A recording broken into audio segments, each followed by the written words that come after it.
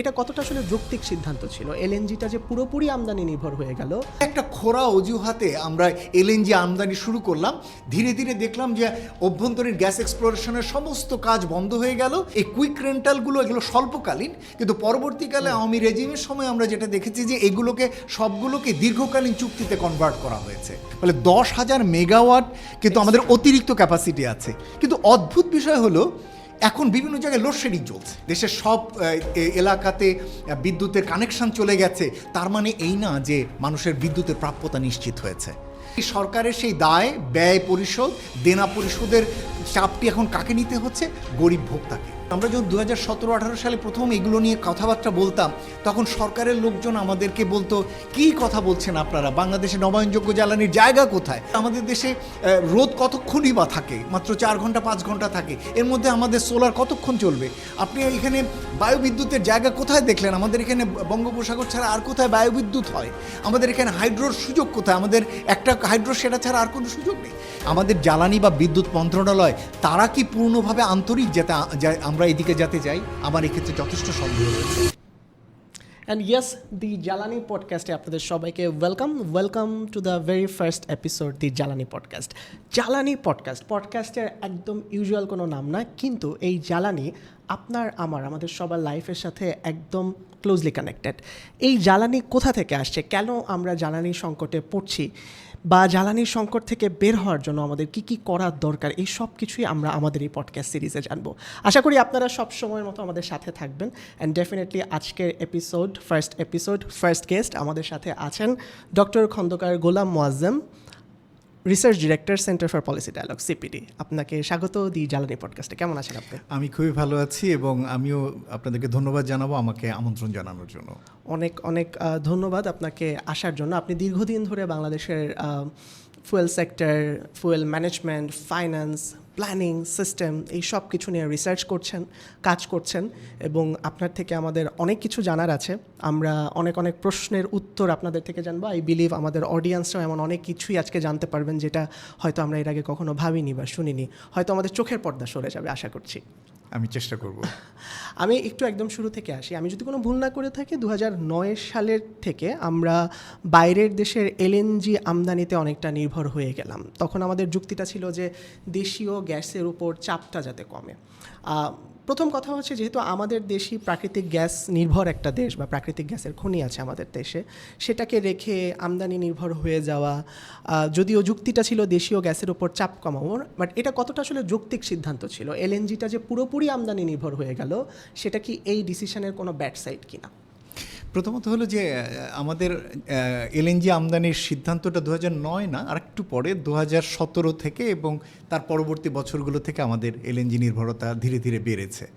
এবং আপনি ঠিকই বলেছেন যে ঐতিহাসিকভাবে বাংলাদেশের জ্বালানি খাতটি মূলত গ্যাস নির্ভর ছিল।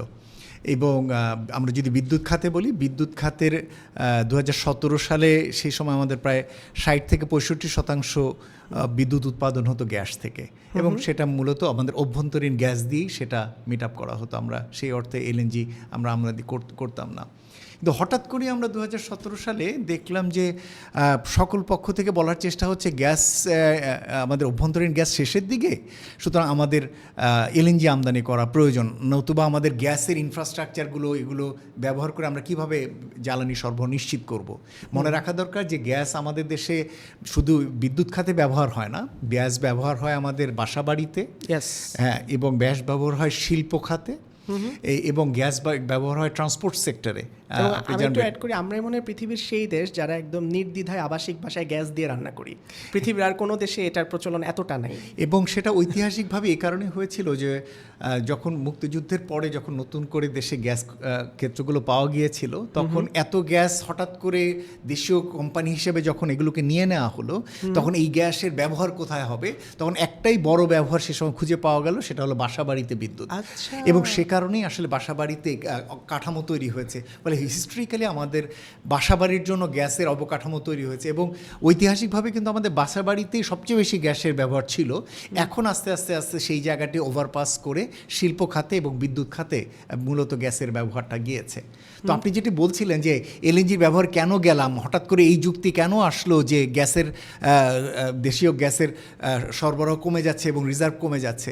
আপাতভাবে কথাটি ঠিক যে আমাদের যতটুকু প্রুভেন রিজার্ভ সেটি আসলে এখন মনে হয় 7 TCF এর মতো রয়েছে এবং সেটি দিয়ে 2030-এর পরে 2035 বা আরও কিছু কাল হয়তো আমরা চলতে পারবো। কিন্তু প্রশ্ন হচ্ছে যে পসিবল এবং প্রবাবল রিজার্ভ বলেও গ্যাসের কথা বলা হয়, যেগুলোর ক্ষেত্রে সম্ভাব্য যে গ্যাসগুলো ক্ষেত্রগুলো আছে সেগুলোকে আমরা এক্সপ্লোর করেছি না করি নাকি না করেই বলছি যে আমাদেরকে এলএনজি না আনলে চলবে না। এবং সেখানেই মূল প্রশ্নটি দাঁড়িয়েছে, আমরা কিন্তু যথেষ্টভাবে দেশের অনশোর অর্থাৎ স্থলভাগে এবং অফশোরে গ্যাসের যে বিপুল সুযোগগুলো আছে, সম্ভাবনাগুলো আছে, সেগুলো কিন্তু পর্যাপ্তভাবে এক্সপ্লোর আমরা করিনি, না করেই আমরা এলএনজিতে শিফট করেছি। একটা তথ্য দিলে বুঝতে পারবেন, 2017 সালে সেই সময়কালে একটা নরওয়েজিয়ান কোম্পানিকে দায়িত্ব দেওয়া হয়েছিল যে তারা যেন 3D সিসমিক সার্ভে করে দেখে যে দেশে কোথায় গ্যাস কেমন রয়েছে। 3D সিসমিক সার্ভে হচ্ছে এমন একটা জিনিস যেটা ভূগর্ভস্থ যে কোনো লেভেলে কোন লেভেলে গ্যাসের পরিমাণ কেমন সেটা নির্ণয় করতে পারে। তো সেরকম একটি সার্ভে হলে কোম্পানিগুলো, বিদেশি কোম্পানিগুলো রাজি হয় ওই দেশগুলোতে বিনিয়োগ করতে। সুতরাং সেরকম একটি সার্ভে করার দায়িত্ব নরওয়েজিয়ান কোম্পানিকে দেওয়া হয়েছিল।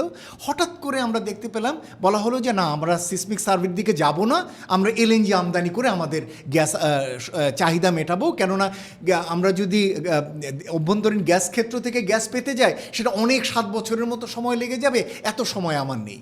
এই যে একটা খোঁড়া অজুহাতে আমরা এলএনজি আমদানি শুরু করলাম, ধীরে ধীরে দেখলাম যে অভ্যন্তরীণ গ্যাস এক্সপ্লোরেশনের সমস্ত কাজ বন্ধ হয়ে গেল এবং আমরা এলএনজি আমদানি করে আমাদের চাহিদা মেটাতে শুরু করলাম। এবং এখন তো বিদ্যুৎ খাতের যে সামগ্রিক যে চাহিদা তার 25% গ্যাস যেটা গ্যাস থেকে লাগে তার 25%ই আসে এলএনজি থেকে। এবং এই এলএনজি আমদানি করতে আমাদের প্রতি বছর প্রায় $4 বিলিয়ন খরচ করতে হচ্ছে।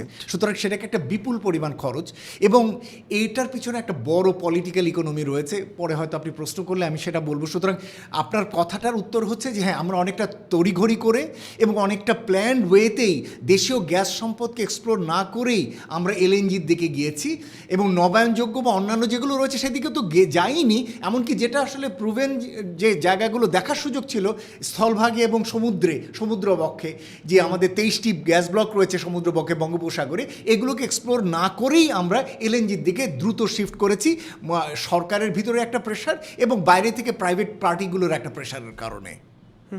আমাদের বিদ্যুৎ খাতে যখন আমরা কথা বলি তখন একটা খুব কমন শব্দ শোনা যায়। আমি আগে ওই শব্দটাকে, এটা অনেকে শোনে অনেকে জানে না, সেটা হচ্ছে কুইক রেন্টাল, এবং এটার একটা এফেক্ট সম্পর্কেও আমরা অফকোর্স ডিসকাশনে আসবো। আপনি একটু আমাকে আগে বলবেন যে কুইক রেন্টাল ব্যাপারটা আসলে কি? দেখুন, কুইক রেন্টাল ব্যাপারটার অর্থ হচ্ছে খুব দ্রুত যে সমস্ত বিদ্যুৎ কেন্দ্র থেকে বিদ্যুৎ উৎপাদন করা যায়। সাধারণত আপনার খেয়াল থাকবে যে 2009 সাল বা তার আগে দেশে বিদ্যুতের একটা বড় ঘাটতি ছিল এবং সেই সময়কালে দ্রুত বিদ্যুৎ উৎপাদনের প্রয়োজন পড়ে। এই কুইক রেন্টাল বিদ্যুৎ কেন্দ্রগুলো এমন ধরনের বিদ্যুৎ কেন্দ্র যেটা আপনি 6 মাসের ভিতরে আপনি প্ল্যান্ট রেডি করে বিদ্যুৎ উৎপাদনে যেতে পারেন। তো আপনার যখন ব্যাপকভাবে বিদ্যুতের ঘাটতি থাকে দেশে, তখন আপনি কিন্তু জনগণ আপনার উপর কিন্তু ক্ষিপ্ত হয়। মনে রাখবেন যে বিদ্যুৎ এমন একটা জিনিস যেটা প্রতিনিয়ত যদি তাকে না দেওয়া যায় তাহলে বাসাবাড়ির জন্য, শিল্প কারখানায় উৎপাদনের জন্য, কমার্শিয়াল স্পেসে সেটা ব্যবহারের জন্য ওভারনাইট একটা এফেক্ট এবং হাসপাতালগুলোতে এটার যে ঘাটতি সেটা যে কেউ আসলে এটা বেয়ার করার মতো অবস্থায় থাকে না। শুধু একটা হিউজ প্রেশার তৈরি হয়েছিল। বিএনপি সরকার এর আগের সময়কালে যতটুকু রেখে গিয়েছিল তারপর একটা বড় ঘাটতি ছিল।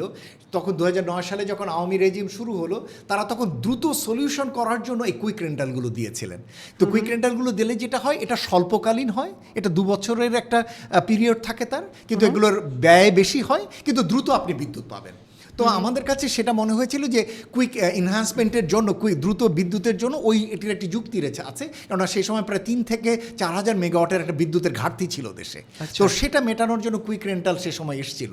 কিন্তু দুর্ভাগ্যজনক যেটা, এই কুইক রেন্টালগুলো এগুলো স্বল্পকালীন, কিন্তু পরবর্তীকালে আওয়ামী রেজিমের সময় আমরা যেটা দেখেছি যে এগুলোকে সবগুলোকে দীর্ঘকালীন চুক্তিতে কনভার্ট করা হয়েছে, এবং যেটা আসলে কোনো সুযোগ ছিল না এগুলো, কারণ এগুলো ব্যয়বহুল হয় এবং এগুলো জ্বালানি ব্যয় বেশি হয়, উৎপাদন ব্যয় বেশি হয়, কিন্তু এগুলোকে আমরা কনভার্ট করে আমরা নর্মাল কন্ট্রাক্টে গিয়েছি দীর্ঘকালীন, যেগুলো স্বল্পকালীন হিসেবে এগুলোকে আর শেষ করা হয়নি। ফলে যেটা হয়েছে আমাদের এই কুইক রেন্টালের ব্যাপারগুলোকেই পরবর্তীকালে স্থায়ী কন্ট্রাক্টে কনভার্ট করা হয়েছে, এবং যার জন্য আমাদের জ্বালানি ব্যয়ও বেড়েছে, বিদ্যুতের ব্যয়ও বেড়েছে, যে এটা আসলে আমরা পরবর্তীকালে এখান থেকে সরে আসতে পারিনি। সুতরাং কুইক রেন্টালটা হচ্ছে একটা স্বল্পকালীন ব্যবস্থা, 2 বছর মেয়াদি, জ্বালানি খরচ বেশি পড়ে, কিন্তু আপনি কুইক বিদ্যুৎ পেতে পারেন। তাহলে তো এটা অনেকটা খুব আনপ্ল্যান্ড একটা কনসিকোয়েন্স। যেমন আমরা যেই টাকাটা খরচ করছি সেটা হয়তো নর্মালি যদি আমরা সেলফ ডিপেন্ডেন্ট হতাম বিদ্যুতের উপর, তাহলে পয়সাটা অনেক কম খরচ হতো, বাট ওটার চাইতে অনেক বেশি খরচ হচ্ছে, কিন্তু আলটিমেটলি আমরা বিদ্যুতের জন্য সেলফ ডিপেন্ডেন্ট না। ব্যাপারটা তো এমন যে আপনার দেখতে হবে যে আপনি কোন কাজটা দ্রুত করতে পারছেন, সেটা সে সময় মনে রাখা দরকার যে রাজনৈতিক সরকারগুলো সবসময় পিপলসের পালস দেখে চলার চেষ্টা করে। সুতরাং তাকে জনগণ যদি ক্ষিপ্ত হয়ে যায় বিদ্যুতের জন্য, সেটা তার জন্য অনেক অজনপ্রিয় একটা পরিস্থিতি। এমনকি বলা হয়ে থাকে যে পূর্ববর্তী বিএনপির সময়ের জন্য একটা বড় দুর্নাম ছিল বিদ্যুৎ দ্রুত সব জায়গায় না দিতে পারা। তো সেই জায়গা থেকে এই সরকার দ্রুত বিদ্যুৎ নিশ্চিত দেওয়ার জন্য সে ওগুলো নিয়ে এসেছিল, কিন্তু দ্রুত সেগুলো দেওয়া গেছে, কিন্তু সেখানে আপনাকে ব্যবহার করতে হয়েছে, ডিজেল ব্যবহার করতে হয়েছে, যেটার বিদ্যুৎ ব্যয় অনেক বেশি, এই জন্য আপনি দ্রুত দিতে পেরেছেন। কিন্তু এই ধরনের একটা স্বল্পকালীন ব্যবস্থা দিয়ে কিন্তু দীর্ঘকালীন বিদ্যুৎ চাহিদা আপনি মেটাতে পারেন না, কিন্তু সেগুলোকে দীর্ঘকালীন নিয়ে যাওয়া হয়েছে।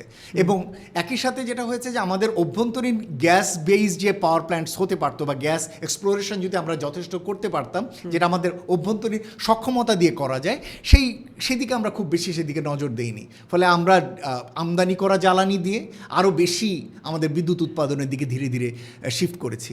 2017 সালের কথা যদি বলি, 2017 সালে আমাদের 60% বিদ্যুৎ উৎপাদন হতো অভ্যন্তরীণ গ্যাস দিয়ে, বাকি 40%-এর মধ্যে 35%ই ছিল আমদানি করা জ্বালানি দিয়ে।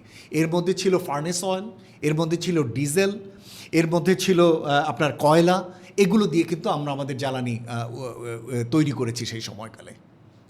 আরেকটা খুব কমন ব্যাপার প্রচলিত, আমরা অনেক সময় মনে করি যে বিভিন্ন সরকার এসে এটা একটা পলিটিক্যাল স্টান্ট হিসেবেও নেয়, যে আমরা অনেক জায়গায় বিদ্যুৎ কেন্দ্র নির্মাণ করে দিচ্ছি, বিদ্যুৎ কেন্দ্র নির্মাণ করলে দেশে বিদ্যুতের চাহিদা পূরণ হবে, এটার একটা সমস্যার সমাধান আসবে। বিদ্যুৎ কেন্দ্র নির্মাণ আর বিদ্যুতের চাহিদা পূরণ একই সাথে, এটা আসলে কতটা যৌক্তিক? খুবই ভালো একটা প্রশ্ন করেছেন। মানে এই জিনিসটি আসলে গত সরকারের সময়কালে হয়েছে, যে আমরা দেখেছি যে একটার পর একটা বিদ্যুৎ কেন্দ্র দেশে নির্মাণ হয়েছে, কিন্তু বিদ্যুৎ কেন্দ্রগুলোর জন্য পরিচালনার জন্য যে পর্যাপ্ত জ্বালানি লাগবে, সেই জ্বালানির কিন্তু নিশ্চয়তা কিন্তু সবসময় ছিল না। এবং একই সাথে ট্রান্সমিশন এবং ডিস্ট্রিবিউশন লাইনও কিন্তু গুরুত্বপূর্ণ। খালি তো উৎপাদন করলে হবে না, কারণ উৎপাদন হয় এক জায়গা থেকে, সেটাকে বিতরণ করার জন্য ট্রান্সমিশন লাইন দিয়ে পরিবহন করে নিয়ে যেতে হয়, এবং তারপরে এটা ভোক্তার কাছে পৌঁছানোর জন্য বিতরণ লাইন দিয়ে কাছাকাছি জায়গা থেকে বিতরণ লাইন দিয়ে পাস করা হয়। কিন্তু দেখা গিয়েছে বিদ্যুৎ কেন্দ্র হয়ে গিয়েছে অনেক জায়গায়, সেখানে ট্রান্সমিশন লাইন হয়নি। এই যে রূপপুর পারমাণবিক প্রকল্পের কথা বলা হয়, সেখানে কিন্তু আমরা একটা দেরি হওয়ার একটা বড় কারণ ছিল হচ্ছে আপনার ট্রান্সমিশন লাইন তৈরি হয়নি। এরকম এর আগেও বড় বড় বিদ্যুৎ কেন্দ্র করা হয়েছে, সেখানে কিন্তু আমার ট্রান্সমিশন লাইনগুলো সেখানে কিন্তু উৎপাদন হয়নি, ফলে বিদ্যুৎ কেন্দ্র হয়ে গিয়েছে কিন্তু আমরা বিদ্যুৎ পাইনি। আপনাকে একটা অদ্ভুত কথা বলি, এই মুহূর্তে বাংলাদেশে যে পরিমাণ বিদ্যুৎ কেন্দ্র রয়েছে এবং তার যে বিদ্যুতের ক্যাপাসিটি, সেটা কিন্তু আমাদের যা চাহিদা তার থেকে 40-50% বেশি। আচ্ছা, যেমন আমাদের এই মুহূর্তে আমাদের বিদ্যুৎ উৎপাদন ক্ষমতা প্রায় 31,000 মেগাওয়াট, অথচ আমাদের বিদ্যুতের চাহিদা হলো 17,000 মেগাওয়াট, এবং তার সাথে ক্যাপটিভ যদি ধরি তাহলে 20,000 বা 21,000 মেগাওয়াট, ফলে 10,000 মেগাওয়াট কিন্তু আমাদের অতিরিক্ত ক্যাপাসিটি আছে। কিন্তু অদ্ভুত বিষয় হলো এখন বিভিন্ন জায়গায় লোডশেডিং চলছে। হ্যাঁ, এবং আপনাকে একটা তথ্য দিই, গত বৃহস্পতিবারই সারা দেশে প্রায় 860 মেগাওয়াট লোডশেডিং হয়েছে। অদ্ভুত বিষয় না? আপনার অতিরিক্ত ক্যাপাসিটি আছে বলছেন, অথচ আপনি সেখানে জ্বালানি দিতে পারছেন না বলে বিদ্যুৎ উৎপাদন হচ্ছে না, এবং অন্যদিকে জনগণ আসলে সেখানে লোডশেডিংয়ে ভুগছে। এই যে বৈপরীত্যগুলো, এগুলো আসলে তৈরি করা হয়েছে শুধুমাত্র কিছু লোককে বিদ্যুৎ কেন্দ্র দিয়েছেন, সেই সরকার, শুধুমাত্র এই কেন্দ্রগুলো থেকে তারা পয়সা বানিয়েছে এবং সরকারের লোকজন এখান থেকে পয়সা ভারী করেছে, নতুবা আমাদের এত বিদ্যুৎ কেন্দ্রের প্রয়োজন ছিল না। এমনকি আমরা এটাও বলি, এই মুহূর্তেও যদি কোনো নতুন বিদ্যুৎ কেন্দ্র না হয় তাহলেও 2030 সাল পর্যন্ত বাংলাদেশে বিদ্যুতের কোনো ঘাটতি হবে না। কেননা আমাদের হিসেবে 2030 কেন 2035 সাল পর্যন্ত এই ক্যাপাসিটি আমরা ব্যবহার করতে পারবো না। সুতরাং আমাদের অনেক বেশি বাড়তি ক্যাপাসিটি রয়েছে, কিন্তু তারপরেও কিন্তু আমরা নতুন নতুন বিদ্যুৎ কেন্দ্র যাচ্ছি। আমাদের একটা বড় দুশ্চিন্তা হবে যখন রূপপুর আসবে। আমরা তো ভয় আছি যে রূপপুর যখন আসবে তখন এই অলস বিদ্যুৎ কেন্দ্রের সংখ্যা আর কত বাড়বে, সেটাও কিন্তু একটা দুশ্চিন্তা। আমরা হয়তো রূপপুর থেকে তখন কম ব্যয়ের জন্য হয়তো নেব ঠিকই, কিন্তু আমার তো অলরেডি অলস রয়েছে প্রায় 40 থেকে 50%। রূপপুর আসবে প্রায় 2400 মেগাওয়াট নিয়ে। তো 2400 মেগাওয়াট যদি আরও যুক্ত হয় এবং সাথে সাথে যদি অন্য কেন্দ্রগুলি যদি রিটায়ারমেন্টে না যায়, তাহলে যে পরিমাণ ক্যাপাসিটি তৈরি হবে তাতে আরও বেশি অলস বিদ্যুৎ কেন্দ্র তৈরি হবে এবং সরকারের ক্যাপাসিটি পেমেন্টের চাপ আরও বাড়বে।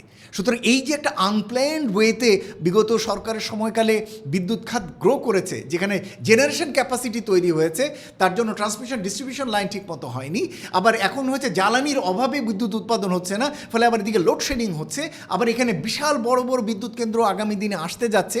সেটা হলে যে আমাদের আরও বেশি আমাদের বাড়তি ক্যাপাসিটির একটা চাপের মধ্যে পড়ব এবং এই দায়, এই যে 1.25 লাখ কোটি টাকার একটা বিদ্যুৎ কেন্দ্র রূপপুর এবং এর যে লোন পরিশোধের দায়, এটা তো আগামী বহুকাল আমাদেরকে নিয়ে যেতে হবে।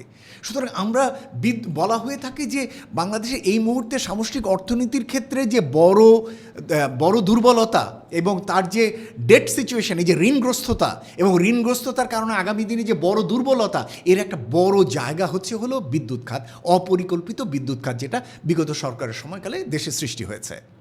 এটা আসলেও খুব আলোচনার একটা বিষয়, কারণ আপনি একটু আগে বলছিলেন যে এত বেশি ক্যাপাসিটি চাহিদার তুলনায় তাও দেশে লোডশেডিং হচ্ছে, এবং লোডশেডিংয়ের মাত্রাটা কতটা ভয়াবহ আমরা বলি। আমরা যারা রাজধানীতে থাকি, হয়তো ভালো প্রপার এরিয়াতে থাকি, তারা লোডশেডিং দেখি না, মাঝে মধ্যে দেখি। বাট আপনি যদি একটু পল্লী বিদ্যুতের কথা বলেন, ঢাকার বাইরের কথা বলেন, ওখানে জানি যে অনেক গরম ঠান্ডা কোনো কিছুই ব্যাপার না, দিনে হয়তো 2-3 ঘন্টার কারেন্ট থাকে, বাকিটা সময় কারেন্ট থাকে না। সো এটা খুব দুঃখজনক ব্যাপার যে আমাদের এত ক্যাপাসিটি, এত কিছু থাকার পরেও রুরাল বা প্রান্তিক মানুষ যারা আসলে আমাদের দেশের অর্থনীতিকে টিকিয়ে রাখে, তারা বিদ্যুৎ পাচ্ছে না। আপনাকে একটা তথ্য দিই, তাহলে ভালো বুঝতে পারবে। আমরা জানুয়ারি মাসকে তো সাধারণত শীতকাল বলি, তাই না? সেখানে তো আমাদের তুলনামূলক কম বিদ্যুতের প্রয়োজন হয়, কারণ আমাদের এসি চালাতে হচ্ছে না, ফ্যান চালাতে হচ্ছে না, বাসাবাড়িতে চাইলে। কিন্তু ওই সময় গত জানুয়ারি মাসে সারা দেশে ব্যাপকভাবে লোডশেডিং করতে হয়েছে। আচ্ছা। এবং সেটা সবচেয়ে বেশি হয়েছে খুলনায়, তারপরে ময়মনসিংহে, এবং এর সাথে ঢাকাও রয়েছে এবং রংপুর রয়েছে। তাহলে আপনি অবাক হওয়ার বিষয় না যে শীতকালের জন্য আমরা পর্যাপ্ত পরিমাণ জ্বালানি সরবরাহ করতে পারছি না, কেননা আপনি জানবেন যে ওই সময় কিন্তু আমাদের জ্বালানি ঘাটতিও ছিল। আমরা কিন্তু আমদানি করার মতো পর্যাপ্ত আমাদের বৈদেশিক তহবিল ছিল না, সেই কারণে কিন্তু আমরা জ্বালানিও আমদানি করতে পারিনি পর্যাপ্তভাবে, এবং সেই কারণে আমাদের লোডশেডিং করে কিন্তু চলতে হয়েছে। সুতরাং বিদ্যুৎ কেন্দ্র থাকা এবং আমাদের দেশ এবং দেশের সব এলাকাতে বিদ্যুতের কানেকশন চলে গেছে, তার মানে এই না যে মানুষের বিদ্যুতের প্রাপ্যতা নিশ্চিত হয়েছে। এবং একই সাথে এটাও ঠিক যে আমরা উত্তর যেখানে বলা হয়েছিল যে বিদ্যুতের মূল্য কমবে, আমাদের ভোক্তাদেরকে কম মূল্যে বিদ্যুৎ কিনতে হবে, তা না হয়ে দুর্ভাগ্যজনকভাবে প্রতিনিয়ত কিন্তু ভোক্তার বিদ্যুতের বিল বাড়ছে। এবং আপনি জানবেন যে এই মুহূর্তে একটা আলোচনা শুরু হয়েছে যে আগামী দিনে বিদ্যুতের বিলও বাড়াতে হবে। সুতরাং এই যে ভোক্তার যে উপরে দায়টা চাপিয়ে দিচ্ছি, ভোক্তা এর জন্য মোটেই দায়ী না। এটা হচ্ছে অপরিকল্পিত পরিকল্পনা, এবং কিছু গোষ্ঠীকে আপনি টাকার সুবিধা দিয়েছেন এবং তারা এটার মাধ্যমে টাকা বানিয়েছে, এবং একই সাথে অপচয় হয়েছে, দুর্নীতি হয়েছে, লুটপাট হয়েছে বড় বড় বিদ্যুৎ কেন্দ্রের পিছনে। এখন সেই সরকারের সেই দায় ব্যয় পরিশোধ, দেনা পরিশোধের চাপটি এখন কাকে নিতে হচ্ছে? গরিব ভোক্তাকে। কিন্তু ভোক্তা তো আসলে এটা নেওয়ার জন্য প্রস্তুত না। ভোক্তার নেওয়া উচিত তিনি তার যতটুকু তার বিদ্যুতের চাহিদা, তার জন্য তার যে মূল্য দেওয়া দরকার তিনি শুধু ততটুকুই দেবেন। ভুল ভ্রান্ত পরিকল্পনা বা এগুলোর জন্য যে এক্সপ্যানশন, সেটা দায়িত্ব তার দেওয়ার কথা না, কিন্তু তার উপরই পুরো দায়টি এই মুহূর্তে চাপানোর একটা চাপানো হয়েছে, চলছে। এবং আগামী দিনগুলোতেও আমি খুবই দুঃখের সঙ্গে জানাচ্ছি যে সরকারের হাতে খুব বড় বিকল্পও নেই ভোক্তার উপরে কিছুটা যদি না চাপায়, এবং সরকার যদি নিজে এই অপরিকল্পিত পরিকল্পনাগুলো যদি নিজে ঠিকঠাক না করে। এটা আসলেও খুব ভাববার বিষয়। আমি একটা বিষয় একটু কিউরিয়াসিটি থেকে জানতে চাই, ক্যাপাসিটি চার্জের যে বিষয়টা, যে বিদ্যুৎ কেন্দ্র বন্ধ থাকলেও আসলে বিদ্যুৎ কেন্দ্রকে চার্জ পে করতে হচ্ছে, এটাই তো মূলত একটা বড় গলার কাটা অপরিকল্পিত বিদ্যুৎ কেন্দ্রগুলোর। ক্যাপাসিটি চার্জ জিনিসটা পে করার যৌক্তিকতা কি সরকারের, যদি বিদ্যুৎ উৎপাদন বন্ধই থাকে? দেখুন, যদি সরকার তার নিজের টাকা দিয়ে বিদ্যুৎ কেন্দ্র করতে পারে এবং দ্রুত যদি বিদ্যুৎ কেন্দ্র করার যদি সক্ষমতা থাকে, তাহলে আপনাকে বেসরকারি খাতের উপরে নির্ভর করতে হয় না। কিন্তু যখন 2009 সাল বা ওই সময়কালে হঠাৎ করে দ্রুত বিদ্যুৎ কেন্দ্রগুলো আনার প্রয়োজন হলো, তখন সে বেসরকারি খাতকে আমন্ত্রণ জানালো। কিন্তু বেসরকারি খাত নিশ্চিত না যে সরকার বিদ্যুৎ নিয়ে তাকে বিল পরিশোধ করতে পারবে কিনা। তার কারণ হচ্ছে সরকারের বিদ্যুৎ বিল দিতে হয় আন্তর্জাতিক ডলারের মূল্যে, এবং কোনো কোনো ক্ষেত্রে বিদেশি কোম্পানিকে দিতে হলে তাকে ডলার মূল্যে পরিশোধ করতে হয়। তো সেই সময়কালে সরকারের আর্থিক পরিস্থিতি খুব ভালো ছিল না যে সে নিয়মিত এটা পরিশোধ করতে পারবে কিনা, এবং এই কোম্পানিগুলো সরকারের কাছ থেকে গ্যারান্টি চায় যে আপনি নেবেন এটা এবং আপনি আমাকে পে করবেন। এই গ্যারান্টির একটা শর্ত হচ্ছে, আপনাকে যে আমি বিদ্যুৎ উৎপাদন করে দিব, আপনার তো পুরোটা নাও লাগতে পারে, তখন কি আমি বসে থাকবো বিদ্যুৎ কেন্দ্র নিয়ে? আমার এই ক্যাপাসিটি নিয়ে কি আমি বসে থাকবো? আপনি আমাকে ন্যূনতম একটা অ্যাসুরেন্স দেন, এত পার্সেন্ট বিদ্যুৎ আপনি নেবেন অথবা এত পার্সেন্ট বিদ্যুতের মূল্য আপনি পরিশোধ করবেন। এটাই হচ্ছে ক্যাপাসিটি চার্জ। যে সরকার যদি ন্যূনতম মাত্রার বিদ্যুৎ না নেন, সম্ভবত সেটা 40%, যদি না নেন, তাহলে সেই পরিমাণ হবার জন্য যে গ্যাপটুকু, সেটুকু গ্যাপ সরকারকে ক্যাপাসিটি চার্জ দিয়ে পরিশোধ করতে হয়। তাতে করে যেটা হয়েছে, কোনো কোনো বিদ্যুৎ কেন্দ্রের বিদ্যুৎ মূল্য 600 টাকা পর্যন্ত উঠেছে। তার কারণ আপনি বুঝতে পেরেছেন, যেহেতু সরকার নেননি এবং তাকে ক্যাপাসিটি চার্জ দিতে হয়েছে এবং দিয়ে তাকে ওই পরিমাণ পরিশোধ করতে হয়েছে, তাতে তার বিদ্যুতের মূল্য হয়তো কন্ট্রাক্টে ছিল 10 টাকা বা 9 টাকা, কিন্তু সেটা গিয়ে 600 টাকা হয়েছে। এই যে দেখেন ক্যাপাসিটি চার্জের মানে কুফলটা, সেটা আমাকে এই পরিমাণ আমাকে টানতে হয়েছে। এটা আমরা বুঝি যে যখন আপনার অনেক বিদ্যুৎ ঘাটতি থাকেন, বেসরকারি খাতও আপনাকে তখন বিনিয়োগ করতে চাইলে সরকারের কাছ থেকে একটা গ্যারান্টি ক্লজ চায়। সেটা শুরুর দিকে ঠিক আছে, কিন্তু এক সময় তো আমাদের এখানে উদ্বৃত্ত বিদ্যুৎ তৈরি হয়েছে, তখন তো আর ক্যাপাসিটি পেমেন্টের ক্লজ দরকার ছিল না, তখন তো আর সরকারের ক্যাপাসিটি পেমেন্টের কারণে যাবার প্রয়োজন ছিল না। কিন্তু আমরা দেখেছি অব্যাহতভাবে ক্যাপাসিটি পেমেন্টের ক্লজগুলো রেখে রেখে বিদ্যুৎ কেন্দ্রের কন্ট্রাক্টগুলো করা হয়েছে, যেখানে কোনোই প্রয়োজন ছিল না, কেননা অলরেডি আমাদের এখানে উদ্বৃত্ত বিদ্যুতের ক্যাপাসিটি ছিল। 2017 সালের পর থেকে এখানে উদ্বৃত্তায়ন হচ্ছে আমাদের এখানে, যেটা আমাদের চাহিদার চেয়ে অনেক বেশি। তখন আমার ক্যাপাসিটি পেমেন্টের ক্লজে যাওয়ার দরকারই নেই, কিন্তু তাও সে সময় যাওয়া হয়েছে। এবং এগুলো যাওয়াই হয়েছে হলো একটি আনসলিসিটেড কন্ট্রাক্টের আন্ডারে, সেটা হলো কুইক এনহ্যান্সমেন্ট অ্যাক্ট, যেটাকে অনেক সময় কুইক রেন্টাল অ্যাক্ট বলা হয়ে থাকে। যেটা হলো যে এটাগুলোর ক্ষেত্রে সরকার নিজেই চুক্তি করবেন, কোনো কম্পিটিটিভ বিডিংয়ে যাবেন না, মূল্য সরকারই নির্ধারণ করবেন এবং সেই ভিত্তিতেই সমস্ত টার্মস কন্ডিশনসগুলো হবে। এতে করে দেখা গিয়েছে অনেক বিদ্যুৎ কেন্দ্রের সাথে আন্তর্জাতিক বাজার মূল্য বা কম্পিটিটিভ বাংলাদেশের বাজার মূল্যের চেয়ে বেশি মূল্যে সরকার কন্ট্রাক্ট সাইন করেছে। ফলে এই মুহূর্তে আমরা ভোক্তারা এই বাড়তি মূল্যের দায় পরিশোধ করতে করতেই আমরা শেষ হয়ে যাচ্ছি। চিন্তাটা খুব মানে উপর থেকে কিভাবে আসলে রুট লেভেলে এফেক্ট করে, এটা ডিটেল অ্যানালাইসিস শুনলে বোঝা যায়। সমস্যার কথা তো অনেক শুনলাম, এবার একটু সমাধানের প্রশ্নে আসি, কারণ যেখানে সমস্যা আছে সেখানেও সমাধান আছে। আমাদের ওয়ার্ল্ড ফাস্টার মুভ করছে, আমরা আস্তে আস্তে ডিজেল, তারপরে হচ্ছে আরও যা যা কিছু আছে যেগুলো টিপিক্যাল জ্বালানি, সেগুলো ফুয়েল থেকে আস্তে আস্তে আমরা একটু নবায়নযোগ্য শক্তির দিকে উদ্ভাবিত হচ্ছি। এবং আমার মনে হয় বাইরের অনেক দেশে এখন ইলেকট্রিক গাড়ি অনেক প্রচলিত একটা বিষয়, বাংলাদেশেও সীমিত পরিসরে কিছু কিছু শুরু হয়েছে। আমাদের আসলে যাওয়া উচিত কোন দিকে? আমরা কি তাহলে আস্তে আস্তে এইসব জ্বালানি নির্ভরতা শিফট করে নবায়নযোগ্য শক্তির দিকে আগাবো? যদি আমরা সেটা করতে চাই, বাংলাদেশের কি সেই সক্ষমতা আছে কিনা? দেখুন, অনেক কিছুই আমাদের উচিত, কিন্তু বাংলাদেশের এই উচিতগুলো দেখা যায় যে সরকারের নিস্পৃহতার জন্য অথবা ব্যুরোক্রেসি যারা প্রশাসনে রয়েছেন তাদের বিভিন্ন ধরনের অনীহার জন্য আমরা এই উচিত কাজগুলো করতে পারি না। অবশ্যই আমার এই মুহূর্তে বৈশ্বিক যে জ্বালানি চ্যালেঞ্জ, আমার কাছে মনে হয় এই চ্যালেঞ্জটি আমাদেরকে আগামী দিনের পথরেখা দেখাবে। অর্থাৎ কোনো ভাবার কারণ নেই যে মার্কিন যুক্তরাষ্ট্র এবং ইরানের যুদ্ধ যদি আগামীকালেও শেষ হয়ে যায়, এই যুদ্ধ আর আসবে না, এটা ভাবার কারণ। এটা এক ধরনের অসমাপ্ত একটা যুদ্ধের পরিণতির দিকে যাচ্ছে এবং এই যুদ্ধ আগামী দশক জুড়ে ঘুরে ঘুরে আসবে। তার মানে হচ্ছে এই যে আমদানি নির্ভর জ্বালানি দিয়ে আমরা যে বিদ্যুৎ খাত, আমরা যে পরিবহন খাত, আমরা যে সেচ, এগুলো যে চালাতে চাচ্ছি অথবা বাসাবাড়ি বিদ্যুৎ যে দিতে চাচ্ছি, এটা আগামী দিনে সাস্টেইনেবল হবে না।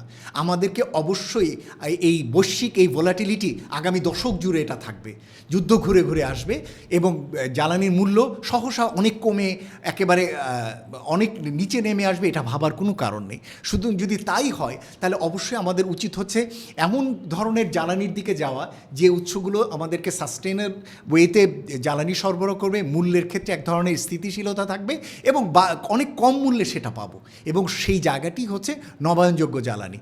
আমাদের দেশে দেখুন, আমরা যখন 2017-18 সালে প্রথম এগুলো নিয়ে কথাবার্তা বলতাম, তখন সরকারের লোকজন আমাদেরকে বলতো, কী কথা বলছেন আপনারা, বাংলাদেশে নবায়নযোগ্য জ্বালানির জায়গা কোথায়, আমাদের জমি কোথায়? তখন বলতো যে আমাদের দেশে রোদ কতক্ষণই বা থাকে, মাত্র 4 ঘন্টা 5 ঘন্টা থাকে, এর মধ্যে আমাদের সোলার কতক্ষণ চলবে? আপনি এখানে বায়ুবিদ্যুতের জায়গা কোথায় দেখলেন? আমাদের এখানে বঙ্গোপসাগর ছাড়া আর কোথায় বায়ুবিদ্যুৎ হয়? আমাদের এখানে হাইড্রোর সুযোগ কোথায়? আমাদের একটা হাইড্রো, সেটা ছাড়া আর কোনো সুযোগ নেই। কিন্তু প্রযুক্তি এত পরিবর্তন হয়ে গিয়েছে যে এখন সারা দেশই বাংলাদেশের জন্য নবায়নযোগ্য বিদ্যুতের একটা বড় উৎস হয়ে দাঁড়িয়েছে। এমনকি গবেষকরাও কিছুদিন আগে বলতো যে বাংলাদেশে বেজ লোড, মানে যেটা স্থিতিশীল একটা বড় লোড যেটা বিদ্যুৎ খাতের জন্য প্রয়োজন, সেই বেজ লোড নবায়নযোগ্য জ্বালানি দিয়ে হবে না। এখন তারাই বলতে শুরু করেছে ব্যাটারি দিয়েও যদি আমাদের এই সোলার বা নবায়নযোগ্য জ্বালানি অন্য উৎসগুলো থেকে যদি আমরা ব্যাটারি বেজ অপারেটেড ওয়েতে চলি, এটা দিয়েও আমাদের একটা বেজ লোড যাওয়া সম্ভব। এই যে পরিবর্তনগুলো, এটাই ইঙ্গিত করে যে আগামী দিনের সম্ভাবনার জায়গাটা অবশ্যই নবায়নযোগ্য। দেখুন, আমরা শুরু করেছিলাম জায়গা নিয়ে, যে বাংলাদেশে যেহেতু জমির জায়গা স্বল্পতা, এখানে সম্ভব না। কিন্তু এখন যেটা হচ্ছে, এখন জমির জায়গা থেকে এটা রুফটপে চলে গেছে। এখন বাসাবাড়ির ছাদে, শিল্প কারখানার ছাদে, তারপরে কমার্শিয়াল বিল্ডিংয়ে, গ্রামাঞ্চলগুলোতে, সব জায়গাতে আমরা দেখতে পাচ্ছি ছাদগুলোতে আস্তে আস্তে আস্তে আস্তে এই পরিবর্তনে যাবে। এবং সরকারও ন্যাশনাল রুফটপ সোলার প্রোগ্রাম নিয়েছে, আমরা সেটার জন্য সরকারকে ধন্যবাদ দিচ্ছি। এটা আমরা যে জমির অসুবিধার কথা বলছি, দেশে যে কী পরিমাণ পতিত জমি এবং কী পরিমাণ সরকারি জমি, খাস জমি, এটা ভোগ দখল হচ্ছে, বিভিন্ন পক্ষ নিয়ে রয়েছে, এগুলোও যদি কনসিডার করা যায়, তাহলে দেশে আসলে বিপুল পরিমাণ জমি রয়েছে যেগুলোতে খুব সহজেই আপনি নবায়নযোগ্য, মূলত সৌরবিদ্যুৎ, এমনকি বায়ুবিদ্যুৎ করতে পারেন। যেমন রেলওয়ের জমি, আপনি জানেন যে রেলওয়ের লাইনগুলোর পাশে বিপুল পরিমাণ জমি রয়েছে যেগুলো আসলে অব্যবহৃত থাকে, এগুলোতে আপনি খুব সহজেই সোলার প্যানেল বসাতে পারেন। হাইওয়ের পাশে আপনি সোলার প্যানেল বসাতে পারেন। রেলওয়ের যে টার্মিনালগুলো, সেগুলোর আপনি সোলার প্যানেল বসাতে পারেন। গতকালকে নিউজ এসছে, সারা দেশের কারাগারগুলোর রুফটপগুলোতে তারা সোলার দিয়ে তাদের নিজেদের বিদ্যুৎ চাহিদা মেটাবে, এটা গতকালকে নিউজ এসছে। শিল্প কারখানাগুলো তাদের রুফটপগুলোতে চলে যাচ্ছে, যাদের বড় আকারের ছাদ, তারা অলরেডি এগুলোতে শিফট করছে। যেমন টেক্সটাইল মিলগুলো, বড় আকারের গার্মেন্টস কারখানাগুলো, অ্যাগ্রো প্রসেসিং ফ্যাক্টরিগুলো, এগুলো অলরেডি তারা এগুলোতে যাচ্ছে এবং এগুলো খুব দ্রুত। তার কারণ এখানে একেবারেই খরচ কম এবং বিদ্যুৎ বিল অনেক কম, এবং তার বিদ্যুতের পাওয়ার ক্ষেত্রে, জ্বালানি পাওয়ার ক্ষেত্রে যে আনসার্টিনিটি, সেটা তারা অনেক কম এখানে করতে পারছে। কৃষিতে যে পরিমাণে ডিজেল লাগে আপনার জানি ইরিগেশনের জন্য, সেটা খুব ইজিলি রিপ্লেস করা যায় আপনার দিয়ে, সোলার বেস, আবার দিয়ে ইভি দিয়ে, সোলার বেস প্যানেল দিয়ে আমরা সেটা করতে পারি। আমরা সৌরবিদ্যুৎ চালিত যেগুলোকে আমরা বলি, সেটাতে আমরা সেটা করতে পারি। আমাদের যে ইভি চালিত গাড়ি যেটা হচ্ছে বাংলাদেশে আস্তে আস্তে গ্রো করছে, সেটাও কিন্তু আরও এক্সপ্যানশন করার সুযোগ আছে, কেননা ট্রান্সপোর্ট সেক্টরে প্রায় 63-66% ডিজেলই লাগে হলো শুধুমাত্র এই ইভির জন্য, এবং গাড়ি চালানোর জন্য। সুতরাং এগুলো খুব ইজিলি কিন্তু রিপ্লেস হতে পারে ইভি দিয়ে। সুতরাং সেই জায়গাগুলো কিন্তু আগামী দিনের আমাদের সম্ভাবনার জায়গা, এবং আগামী দিনে খুব ভালোভাবেই আমরা এই দিকে আসলে আগামী দিনে যাবে, সেটা আমরা দেখতে পাচ্ছি। তাহলে যাচ্ছি না কেন? প্রশ্ন হচ্ছে তাহলে যাচ্ছি না কেন? যাচ্ছি না হলো যে আমাদের এই জায়গাটির ক্ষেত্রে বেশ বড় কিছু প্রতিবন্ধকতা রয়েছে। প্রথম কথা হচ্ছে যে আমাদের জ্বালানি বা বিদ্যুৎ মন্ত্রণালয়, তারা কি পূর্ণভাবে আন্তরিক যাতে আমরা এদিকে যাতে যাই? আমার এক্ষেত্রে যথেষ্ট সন্দেহ রয়েছে। সরকারের রাজনৈতিক সরকার বা রাজনৈতিক নেতৃত্ব যতটা সরকারের কাছে জনগণের কাছে তার কমিটমেন্ট দিচ্ছে যে রিনিউয়েবলে সে যেতে চায়, নবায়নযোগ্যতে যেতে চায়, যতক্ষণ পর্যন্ত সরকার রেডি হচ্ছে সেটার জন্য ততক্ষণ পর্যন্ত কিন্তু সেটা পূর্ণ দামে কিন্তু কাজ করে রেজাল্ট পাওয়া যাচ্ছে না। কেন আপনি বলছেন কেন, তার একটা বড় কারণ হলো যে এই বিদ্যুৎ এবং জ্বালানি মন্ত্রণালয়ের পুরো অবকাঠামোটি হচ্ছে জীবাশ্ম জ্বালানি কেন্দ্রিক কাঠামো। আপনি এটার ভিতরে যদি দেখেন যে এটা ট্রান্সমিশন, ডিস্ট্রিবিউশন, জেনারেশন পয়েন্টে যে কোম্পানিগুলো, এগুলো তৈরি হয়েছে হলো এই দিয়ে চালানো, হয় ডুয়েল ফুয়েল দিয়ে, নয়তো কয়লা দিয়ে, নয়তো গ্যাস দিয়ে চালানোর কোম্পানি এগুলো। কিন্তু এগুলোতে আপনি রিনিউয়েবল তো রিপ্লেস করা যায়, কারণ কোম্পানিগুলো তো টিকেই রয়েছে হলো তার এই অপারেশনের জন্য, এই জ্বালানি দিয়ে অপারেশনের জন্য। এগুলোকে তো আপনি হুট করে এই বিদ্যুৎ কেন্দ্রটাকে আপনি বন্ধ করে দিয়ে ওখানে তো আপনি রুফটপ বসাতে বা সোলার বসিয়ে আপনি ওটাতে চালাতে পারবেন না। ফলে কোম্পানিগুলোর পরিকাঠামোই হচ্ছে হলো যে এগুলোতে আপনার তেল লাগবে, ডিজেল লাগবে, অথবা এখানে আপনার কয়লা লাগবে, অথবা গ্যাস লাগবে, অথবা এলএনজি লাগবে। সুতরাং ওইগুলো দিয়ে এটা কেন্দ্রটা চলতে পারে। হয় আপনি কেন্দ্রটা বন্ধ করে দিবেন এবং অন্য জায়গায় আপনি সোলার বা উইন্ডের জন্য অথবা হাইড্রোর জন্য ব্যবস্থা করবেন, নতুবা এটা হবে না। কিন্তু এই কোম্পানিগুলো তো নিজেরাই চায় না যে এগুলো বন্ধ হয়ে যাক, সরকার চায় না এগুলো বন্ধ হয়ে যাক। এই কোম্পানিগুলোর অফিসাররাও চান না যে তাদের এই কোম্পানিগুলো সরকার বন্ধ করে দিক। সুতরাং কোম্পানিগুলো নিজের স্বার্থেই চায় যে যাতে ফসিল ফুয়েল টিকে থাকে। সুতরাং বাংলাদেশের কাঠামোটি এরকম যে বিদ্যুৎ এবং জ্বালানি মন্ত্রণালয়টি হচ্ছে হলো এক ধরনের জীবাশ্ম জ্বালানি কাঠামোর, এবং এটার ভিতরে অধীনস্থ যে কোম্পানি এবং ডিপার্টমেন্টগুলো রয়েছে এগুলো সবই আসলে জীবাশ্ম জ্বালানি কাঠামোর। এবং এইগুলোকে যদি পুরোপুরি উল্টে না দেয়, অর্থাৎ আগামী দিনের জন্য আমরা এই কেন্দ্রগুলো আমার দরকার নেই, এই বিদ্যুৎ কেন্দ্রগুলো গ্র্যাজুয়ালি আমি আর বাড়াবো না, এক্সপ্যান্ড করবো না, এই সিদ্ধান্ত যতক্ষণ পর্যন্ত না নিচ্ছি, অথবা এদের এই লোকবলগুলোকে যতক্ষণ পর্যন্ত আমি সুইচ না করাচ্ছি, ততক্ষণ পর্যন্ত কিন্তু এই বড় চেঞ্জটা সম্ভব না। সুতরাং রাজনৈতিক নেতৃত্ব বলছে, কিন্তু ব্যুরোক্রেসি বা এই যে operational unit, power development board, তারপরে হচ্ছে পিজিসিবি অথবা বিআরইবি, এই প্রতিষ্ঠানগুলো যারা কিনা জেনারেশন, ট্রান্সমিশন, ডিস্ট্রিবিউশনের সাথে জড়িত, এই কোম্পানিগুলো যদি তার কাঠামোর ভিতর থেকে জীবাশ্ম জ্বালানি না সরায়, তাহলে এই জায়গায় নবায়নযোগ্য জ্বালানির প্লেস পাওয়াটা খুব কঠিন। সুতরাং সেটির কারণে এখানে একটা বড় চ্যালেঞ্জ। আর মাঝে মাঝে আমি আরেকটা কথা বলি, অনেক সময় ক্ষুদ্র ব্যক্তি স্বার্থেও এই কোম্পানিগুলো টিকে থাকার একটা আশঙ্কা রয়েছে। কেমন? আমি বলি যে এই মুহূর্তে বেসরকারি খাতে যত আইপিপি রয়েছে, সেই সমস্ত কোম্পানিগুলোর সিনিয়র অফিসিয়ালস কারা যদি একটু খোঁজ করেন, অনেক ক্ষেত্রেই দেখা যাবে যে এখানে প্রাক্তন সরকারি কর্মকর্তারা এখানে চাকরিরত আছে।